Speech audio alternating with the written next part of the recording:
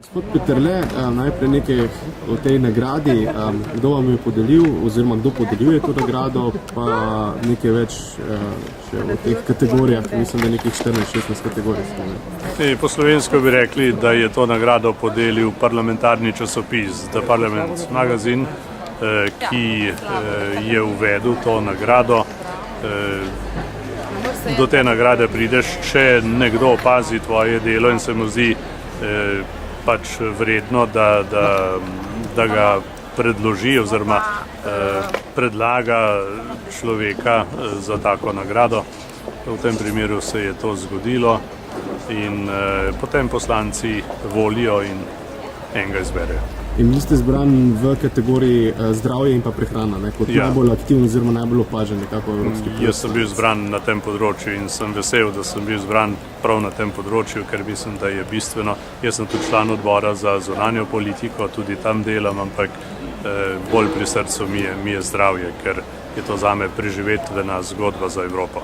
Tukaj so vas marsikera društvo, ki se bojuje proti raku, ali pa da se pač omenilo, da ste eden od aktivnejših ali pa eden najbolj vidnih politikov slovenskih, ki se bojuje oziroma da se nekako vključuje v kampanjo za bolj zdravo življenje, ki je pa tudi posledično seveda z manj raka življenja. Ja, jaz sem sam doživel diagnozo rak, vem, kaj to pomeni, vem tudi, kaj ta borba pomeni, pa tudi kakšno olajšanje doživi človek in srečo, ko si tako rekoč izbojuje še eno življenje oziroma nadaljevanje življenja. In jaz bi si želel, da bilo veliko takih zmagovalcev, veliko preživelih. Vidim, kako ti, ki preživijo, pomagajo tudi drugim. Mislim, da je solidarnost zelo na mestu. Zelo veliko lahko tisti povemo, ki nam je uspelo, tistim, ki se še bojujejo. Jaz menim, da je zelo pomembno tudi, da politika to razume in podpira, ne samo s finančnimi injekcijami, ampak tudi z širjenjem ene zavesti, kako je in kaj bi bilo treba narediti. In vem iz lastne izkušnje, kako pomemben je zdrav življenjski slog, kako pomembno je eno zmerno urejeno življenje z jasnimi cilji, z dosti gibanja, zdravo prehrano, tudi z urejenimi medčloveškimi odnosi. To so vse stvari, ki jih lahko sami oziroma tako rekoč samo mi urejamo. Tukaj nam država ne more veliko pomagati. Država lahko pa seveda veliko naredi za dobro zdravstveno oskrbo, kadar jo potrebujemo. Še nekaj prej ste omenili velike razlike v sami uspešnosti zdravja ali pa odstotku preživetja v sami Evropi.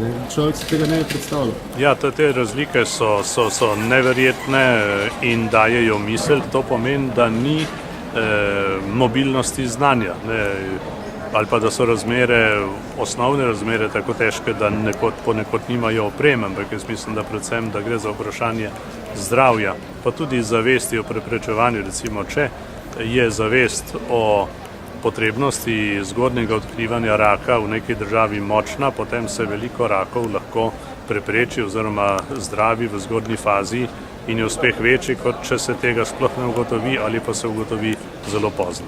In prav zaradi tega verjetno tudi ta pobuda za večjo mobilnost znanja na področju preprečevanja rakovih obolenj in zdravljenja rakovih obolenj. Torej, več mobilnosti znanja in izmenjave dobrih praks bo potem, ko bo uveljavljena direktiva o čezmejni zdravstveni oskrbi, kar pomeni mobilnost pacientov. Pacienti lahko v Evropi, odkar je Evropsko sodišče tako odločilo, na podlagi enega primera iz Velike Britanije, imajo pravico izbirati zdravljenje tu ali tam in zadeva bo šla v tej smeri, da bo nacionalno zdravstveno zavarovanje plačalo v istem znesku zdravljenje pacientu drugje, če bo on tako želel. Seveda bodo tukaj postavljena pravila igre, ampak mislim, da je izredno pomembno, da lahko zbiraš, zlasti pa v primeru, ko ti rečejo nekje, da ti ne morejo več pomagati, nekaj drugje pa pravijo, mi pa upamo, da lahko še kaj naredimo.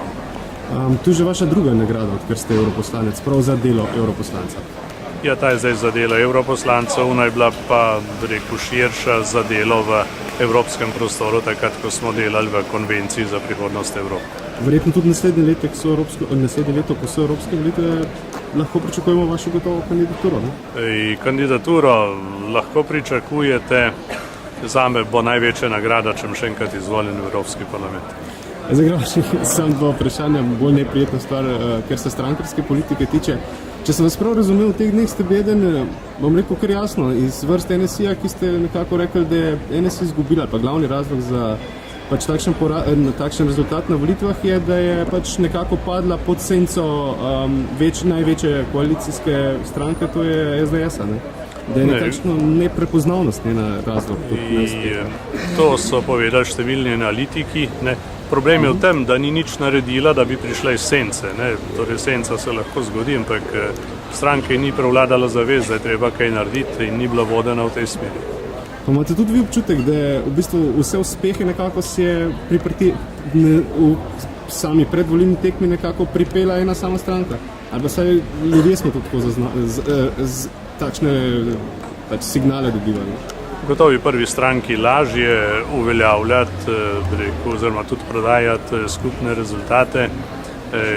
Stranka na drugi ali tretji poziciji je v tej položaju, je v težjem položaju, zato se mora seveda še bolj truditi za svoj profil, pa tudi takrat, ko gre za prodajo rezultatov. Nova Slovenija ni malo naredila, številne svoje koncepte je v vladi uveljavila, ampak nihče ni slišal, da je bila to njena zasluga.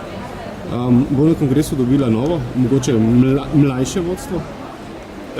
Jaz sem prepričan, torej za tiste, ki jih sedaj nekako slutimo kot kandidate, mislim, da so vsi mlajši ljudje. Ste vi med njimi? Jaz se še nisem odločil. Ok, najlepša hvala.